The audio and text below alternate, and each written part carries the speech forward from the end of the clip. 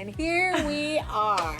So today is Real Number Kingdom Day, and the way we like to teach about real numbers is to read you a book that we happen to do together. Yes, it's true. So that's what we're going to do. We're going to read you a story today. So it's called The Real Number Kingdom, written by Ruby and illustrated by Amber. Very good. So we are going to start. Once upon a time, a long, long time ago, there lived a king and a queen who had two identical sons.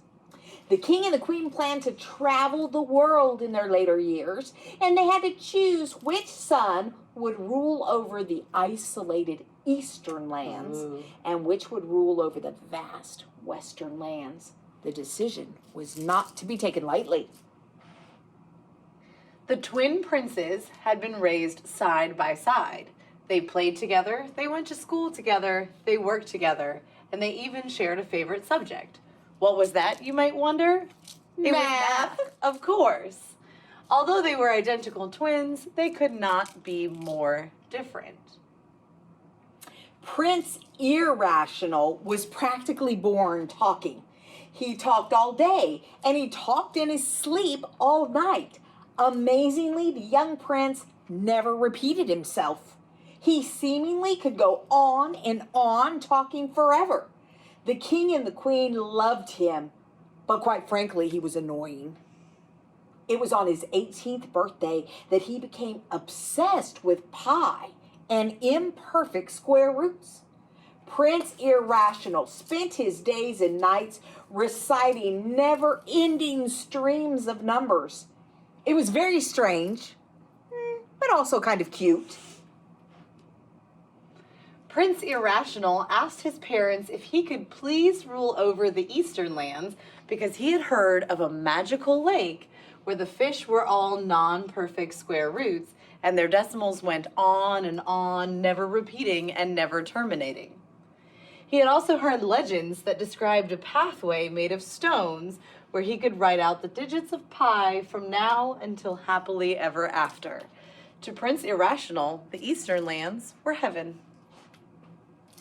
Prince Rational was not as decisive as his brother. He wasn't sure what he wanted, so he set out on a journey through the western lands in search of a special lady with which he could share his life. He would travel through natural number forest, the whole number valley, and through the integer mountains before returning home to his rational castle. The natural number forest was a beautiful place. There were trees as far as the eye could see, and when the prince arrived, he had the sudden urge to start counting.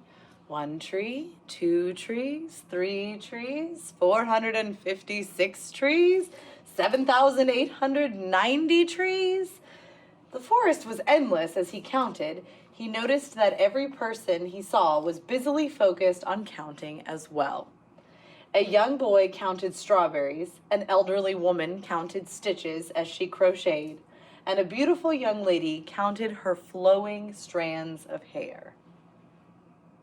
Prince Rational walked over and said hello, but instead of the young lady being happy to see him, she got quite upset. "See what you've done? Now I have to start over." Then she began counting the strands of her hair again. 1 hair, 2 hairs, 3 hairs. Prince Rational quickly decided that this would not be where he would find a wife, so he headed off toward Whole Number Valley. Whole Number Valley was filled with people busily going about their daily tasks. However, there was something unusual about the whole place. Every person the prince saw was hula hooping. Yes, hula hooping. He tried to talk to several different people, but they all just continued to hula hoop and to count the number of hulas that they had hooped. The only time someone stopped counting was when a hula hoop would drop to the ground. Then the person would gleefully yell, "Zero!" before beginning the whole spinning process again.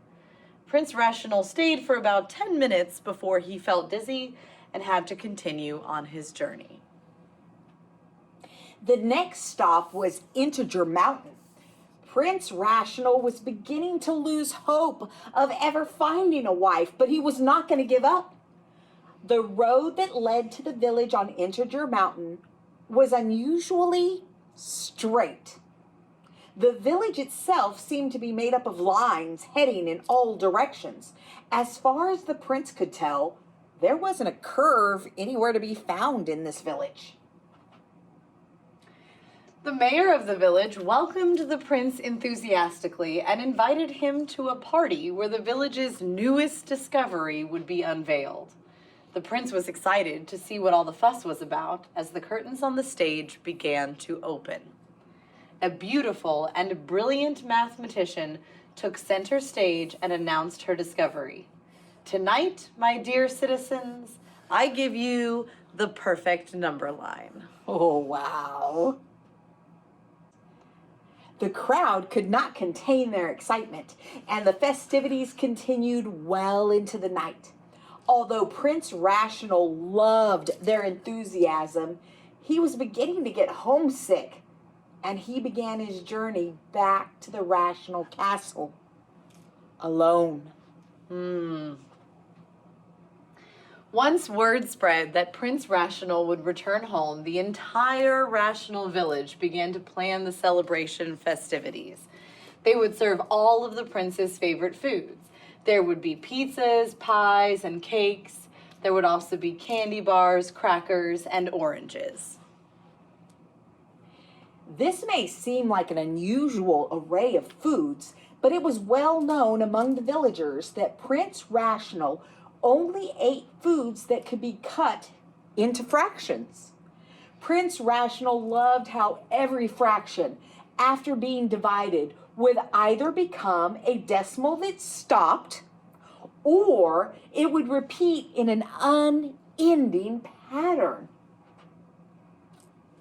The celebration went off without a hitch, thanks to the coordinator of the event, Lady Ratio. It was only after enjoying the celebration and asking to meet the coordinator in person that Prince Rational laid his eyes on the person who would make his life complete. It was love at first sight.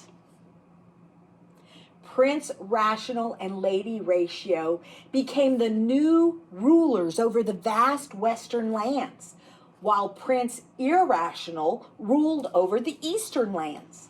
The real number kingdom prospered under their rule, and they all lived happily ever after. Yay! The end.